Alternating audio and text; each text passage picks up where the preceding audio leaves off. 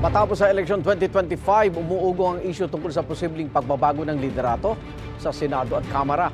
Si Senator-elect Tito Soto sinabing may ilan nang kumausap sa kanya para magbalik siya bilang Senate President.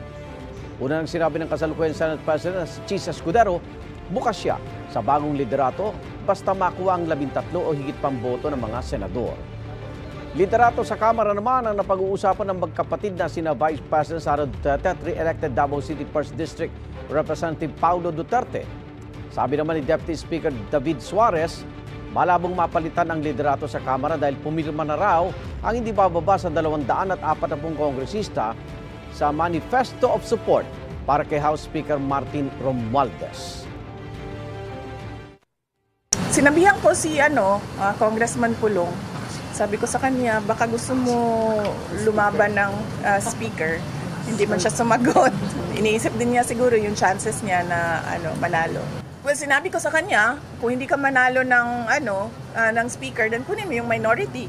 Kung titignan natin sa numero at bilang pa lang, sigurado na po tayo na magpapatuloy si Speaker Martin Romualdez bilang Speaker ng Kongreso sa susunod na 3 taon. Napakahalaga na stable at nagkakaisa ang Kongreso behind our President Ferdinand Bongbong Marcos. Mga 3-4 kausap ko, and they're saying their peers, they're saying that their peers are ready to support me. Sabi ko naman, if we have 13, I will accept.